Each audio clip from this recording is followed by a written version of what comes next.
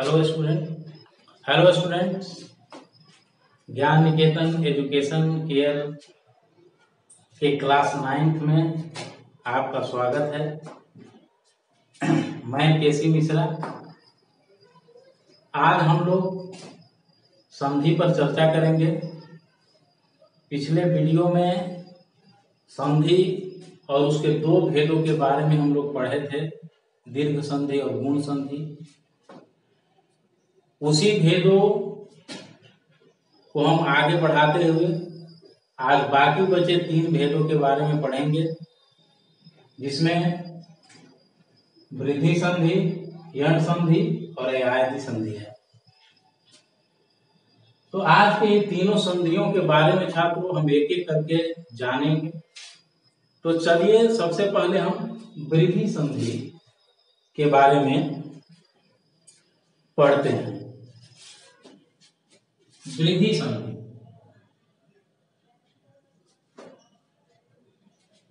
छात्रों, वृद्धि संधि का एक सूत्र याद रखिए, वृद्धि रेचि। क्या है? वृद्धि रेचि।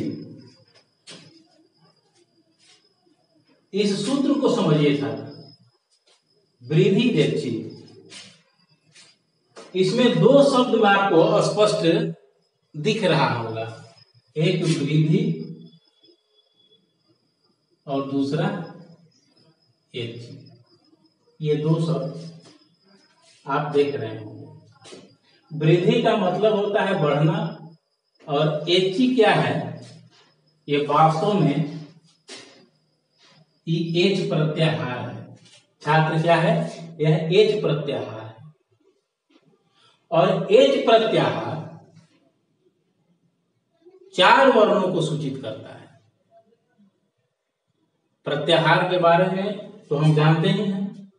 तो एच जो प्रत्याहार है, एच, यह 4 वर्णों को इंडिकेट करता है। कौन कौन? ए, ऐ, ओ और औ। ठीक है। एच प्रत्याहार क्या करता है कि इन 4 वर्णों को इंडिकेट करता है। ए, ऐ, ओ, औ। एक मात्रा, दो मात्रा, एक मात्रा, दो मात्रा। इसमें एक मात्रा लगा है, इसमें दो मात्रा, इसमें एक मात्रा लगा है, इसमें दो मात्रा लगा है। तो बढ़ा कौन? कौन बढ़ रहा है छात्र? ध्यान देखिए, यहां एक कम ज्यादा है कि दो ज्यादा है। जनरली बिना हेजिटेशन के आप कह सकते हैं कि 2 ज्यादा है। तो बढ़ता हुआ कौन है? ये है 2 मात्रा वाला। और इसमें भी 1 मात्रा है, इसमें 2 मात्रा है। कौन इसमें बढ़ रहा है? ये बढ़ रहा है, 2 मात्रा वाला। तो छात्र हमने क्या कहा? वृद्धि का मतलब क्या कहा? बढ़ना। वृद्धि मतलब क्या कहा? बढ़ना। यानी कि इनमें जो बढ़ने वाली बढ़ी हुई जो मात्रा है, यानी एक से ही ज्यादा है, 2 है, 2। तो बढ़ी हुई मात्राओं का वैल्यू होगा इन वृद्धि संधि में। कैसे? कि एच प्रत्याहार यानी ए, ऐ, ओ, औ के पूर्व अ या आ रहे, अवर्ण रहे, अ या आ। अवर्ण का मतलब यहां अ और आ से लेना है। ठीक है। तो बढ़ती हुई मात्रा को लिखते हैं। वृद्धि रेचि का मतलब यही है कि तो बढ़ती हुई मात्रा को लिखते हैं अ या आ के बाद।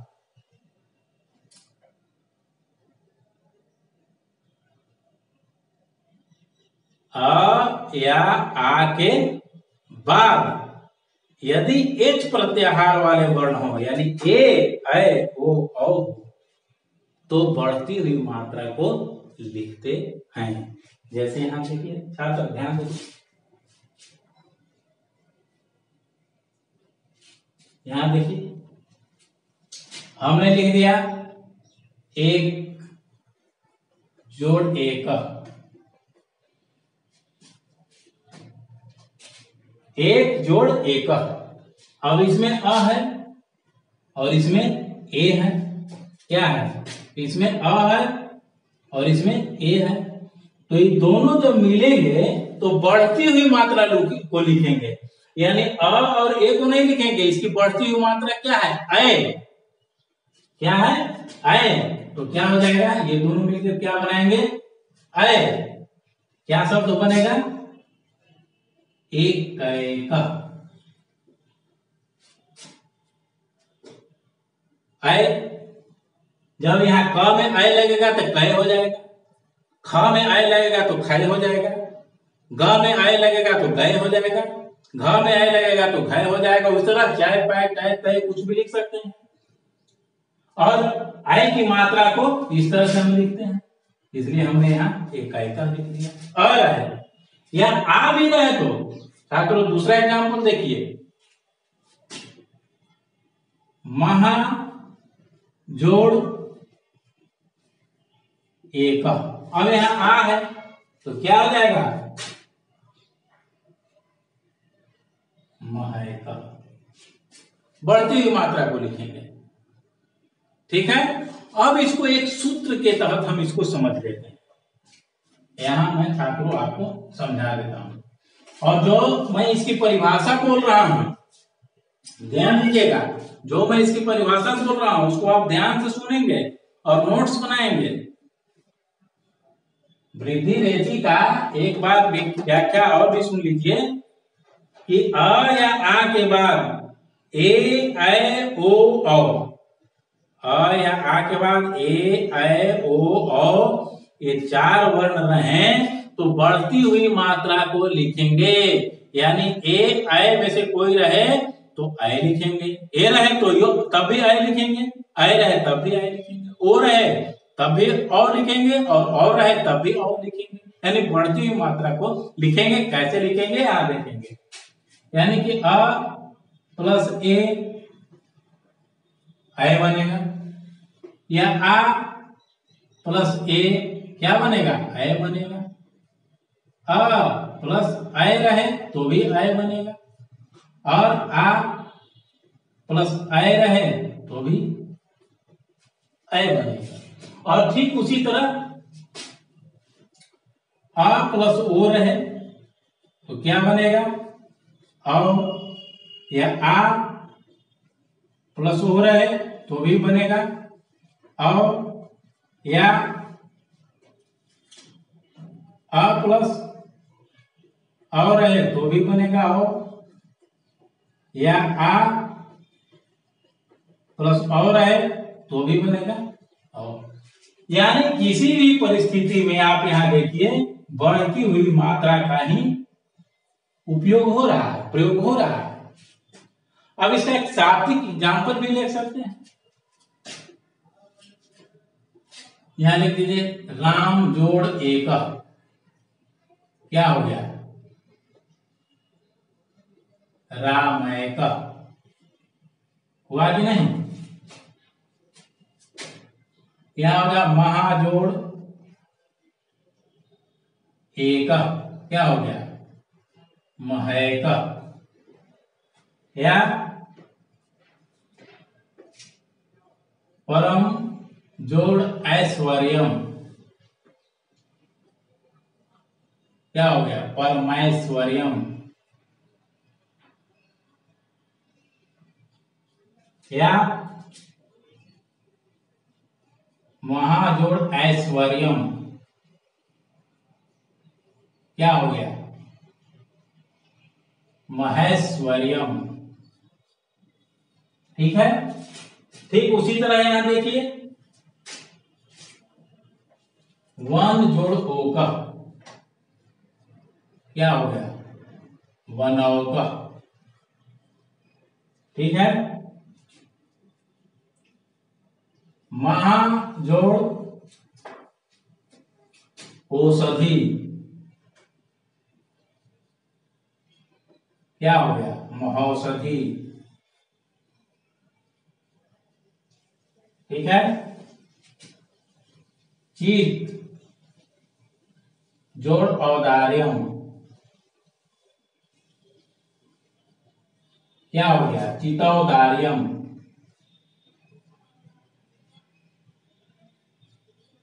और महागौरपौदार्यम, या औषधि भी लिखते हैं, औषधि, महौषधि। महौषधि का एग्जाम्पल हमने लिखा है, इसलिए यहां एक औदार्यम में लिखें। औदार्यम क्या हो जाएगा? महौदार्यम। तो छात्र ये था आपका वृद्धि संधि, और आशा है कि आप इसे समझ गए होंगे। अब मैं नेक्स्ट संधि की चर्चा कर रहा हूं। तो छात्रों अगला है आपका यण संधि। अगला क्या है? यण संधि। यण संधि का जो सूत्र है छात्र, आप उसको समझ लीजिए ध्यान से। यदि इस सूत्र को आप समझ लेते हैं तो कोई आपको यण संधि के उदाहरण को पकड़ने में या यण संधि बनाने में किसी प्रकार का प्रॉब्लम नहीं होगा। देखिए छात्र, इसका सूत्र है इको यणची। इको यणची, आप इसको ध्यान से समझिए। इसमें दो पद हैं, इक और यण। क्या है? इक और यण। अब देखिए, इक और क्या है? यण। अब ये देखिए कि ये इक और यण दो प्रत्याहार हैं, और इक जैसे ही हम इक बोलते हैं, जैसे ही इक प्रत्याहार बोलते हैं, तो ये किन वर्णों को निरूपित करते हैं? ई, उ, री और लृ। ये क्या क्या निरूपित करते हैं? इक जैसे ही बोलते हैं तो ई, उ, री और लृ,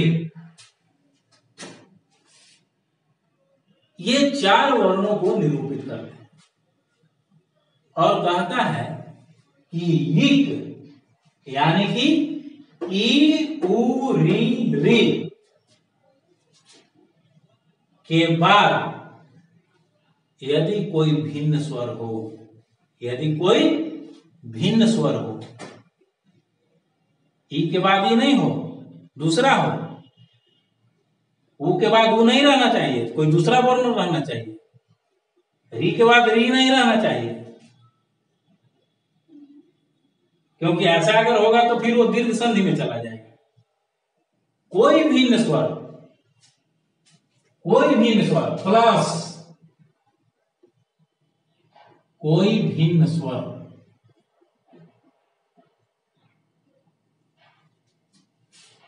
क्या होगा?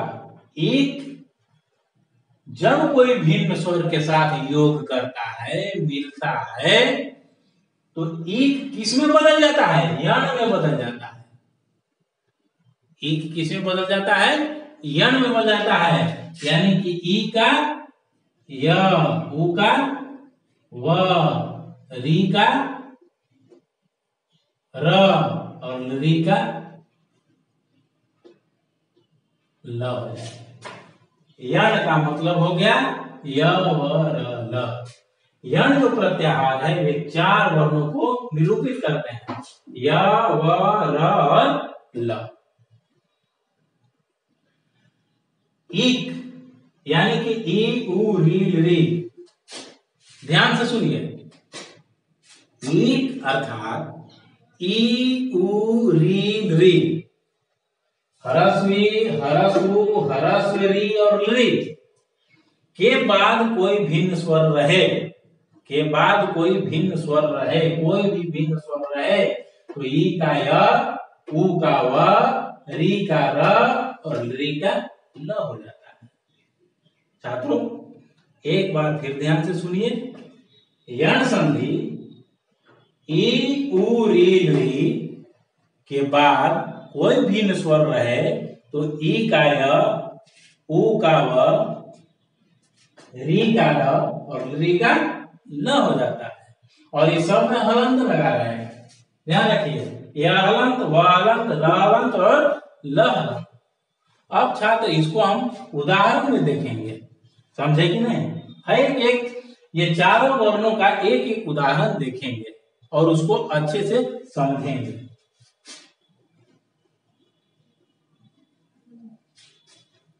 यहां ध्यान दीजिए, यह था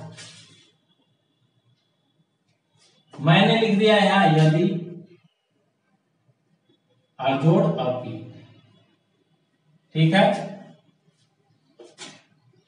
सु जोड़ आगतम, पितृ जोड़ आदेश और रि जोड़ आकृति। इन चारों को देखिए छात्र। अब यहां यदि आप देखते हैं तो द में ई की मात्रा है कि नहीं, और बाद में भिन्न स्वर अ है, तो कहता है कि ई किस में बदल जाएगा? ई बदल जाएगा य में। अब यहां देखिए, इसको देखिए, यदि जोड़ अपी को हम तोड़ते हैं तो य को हम छोड़ देते हैं और द को तोड़ते हैं, द हलंत प्लस हरस ई, ये यदि हो गया। और अब जोड़ पी, अब देखिए इसको हम जोड़ते हैं, ये दोनों निकटवर्ती वर्ण जुटते हैं। संधि में क्या है? दो निकटवर्ती वर्ण जुड़ करके नया वर्ण बनाते हैं। तो ई का क्या हो जाता है? कहता है यह हलंत हो जाता है।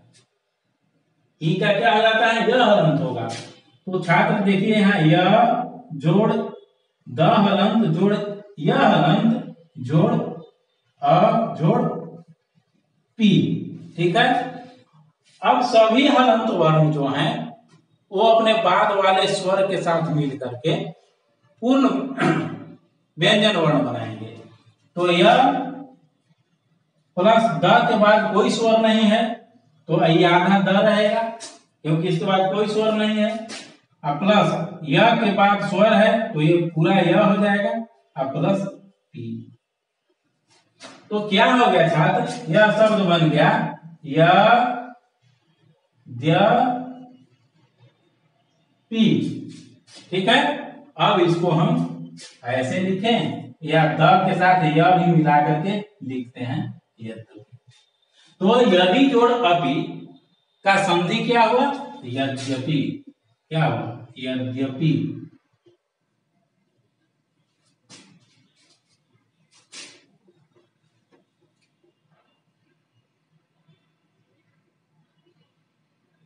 यद्यपि, ठीक है। इसी तरह आप इसको देखिए, सु जोड़ आगतम, आगतम ये दोनों को समझते हैं। स हलंत जोड़ उ, ठीक है। सु प्लस आगतम, आ जोड़ गतम, ठीक है। मैं इसको ले रहा हूं, इसको नहीं ले रहा हूं, तो कहता है उ का वह हो जाएगा, यानी स हलंत प्लस वह हलंत, ठीक है। प्लस आ, अभी तो आधा रह गया, इसको हम ऐसे भी लिखते हैं, आधा स को हम ऐसे भी लिखते हैं, ठीक है। अब वह इसके साथ मिल गया आ के साथ, तो क्या हो गया? वाह जोड़ गतम। अब ये क्या बन गया? स्वागतम। यहाँ वह में बदल गया। तो सु जोड़ आगतम का संधि क्या हुआ छात्र? स्वागतम। क्या हुआ? स्वागतम, ठीक है। अब आप इसको देखिए, पितृ जोड़ आदेशक, यहां देखिए पी जोड़ त हलंत जोड़ री, पितृ, और आदेशक देखिए आदेशक आ जोड़ देश। अभी जुटेगा तो री का क्या हो जाएगा? र हो जाएगा। कहता है री का र हो जाता है, ई का या उ का व री का र, तो क्या हो गया? पी प्लस ट हलंत प्लस र हलंत आ जोड़ देश। तो त छात्र यहां देखिए त और र को हम एक साथ लिख सकते हैं और ये आ है तो त्रा लिख सकते हैं। तो पी प्लस त्रा जोड़ देश तो क्या हो गया पितरा देश। तो पितरी जोड़ आदेश का संधि क्या बन गया पितरा देश। समझ गए। इसके बाद आपका फोर्थ उदाहरण है, इसको भी देख लीजिए। री है तो री का क्या हो जाएगा ल आधा ल, तो री का आधा ल हो गया और प्लस इसमें आ जुटेगा तो ला हो जाएगा पूर्ण, तो इसका हो जाएगा लाकृति। लाकृति। तो छात्र इस प्रकार आप यम संधि को समझ गए होंगे। अब हम नेक्स्ट संधि अयादी संधि की चर्चा करते हैं।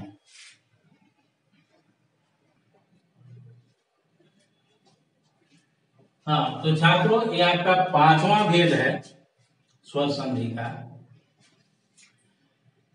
अयादी संधि के नाम से इसको जानते हैं और इसको हम समझने का प्रयास करेंगे। यह अयादी संधि क्या है और कैसे हम पकड़ेंगे कि यह अयादी संधि है। तो इसके लिए जो छात्र यहाँ जो सूत्र लिखा गया है इसको एक बार ध्यान से देखिए। ये लिखा हुआ है एचो एवा यावह, एचो एवा यावह।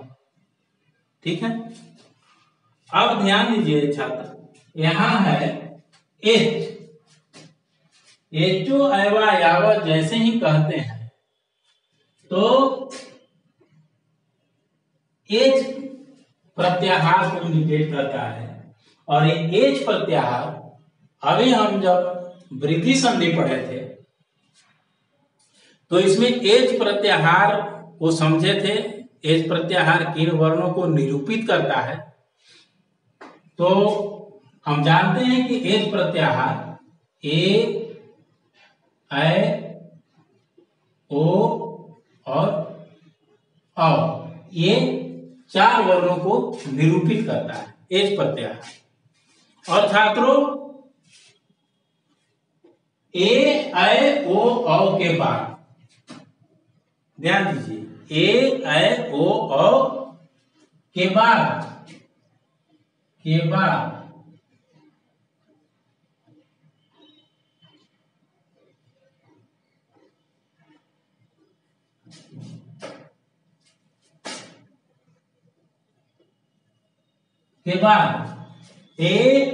ओ, औ एच प्रत्याहार किसको इंडिकेट करता है ए, ओ, औ। और इस वर्णों के बाद कोई भिन्न स्वर रहेगा तो क्या हो जाएगा ए का अय हो जाएगा, अय यह हलंत रहेगा ध्यान रखिएगा।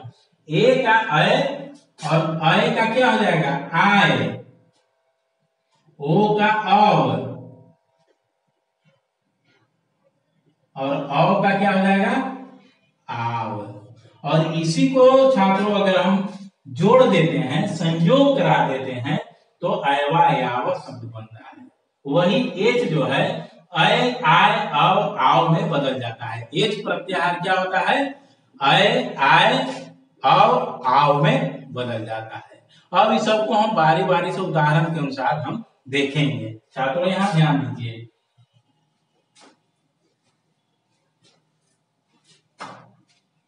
देखिए यहां हम लिखे हैं ने, तो कहता है अने और अनम लिख दिए अनम।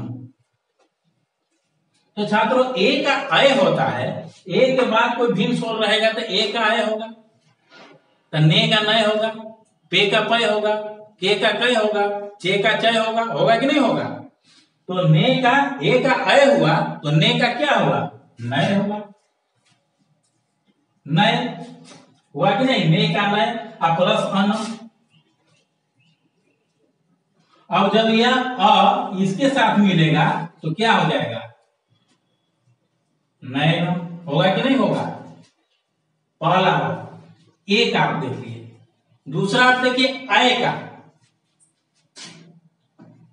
हम लिखते हैं गए जोड़ अकम, कहता है अय का आय हो जाता है तो गए का गाय होगा कि नहीं, चय का चाय होगा, टय का टाय होगा, थाय का थाय होगा। तो यहाँ गए का क्या हो जाएगा, गाय होगा, गाय अजोड़ अक। अब ये अ और इसके साथ मिलेगा तो पूर्ण य बनाएगा, तो क्या हो जाएगा, गाय का। ठीक है। अब कहता है ओ, अब यहां देखिए ओ जोड़ अना लिखते हैं, तो कहता है ओ का अ होगा तो पो का प होगा, टो का ट होगा, तो का त होगा, तो हम ओ का लिख दिए प जोड़ अना। अभी यह इसके साथ मिलेगा तो पूर्ण व हो जाएगा, तो क्या हो जाएगा,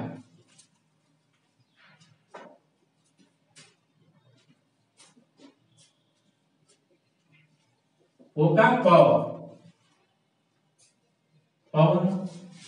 ठीक है। अब है औ, आप देखिए यहाँ प लिख दिए, प जोड़ अपन, तो औ का आ होता है तो प का पा होगा, तो यहाँ पाव लिख दिए हम, पाव जोड़ अकर, तो इसके साथ ये मिलेगा तो पूरा हुआ हो जाएगा, क्या हो जाएगा, पाव अकर। तो छात्र आप इसको समझ गए होंगे।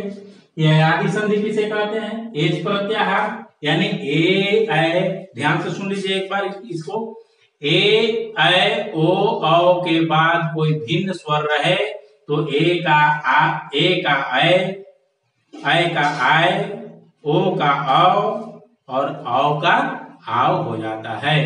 और उसका उदाहरण छात्रों में यहाँ लिख दिया हूं, समझा भी दिया हूं। तो आशा है आप इसको समझ गए होंगे। इस वीडियो में आज इतना ही, धन्यवाद।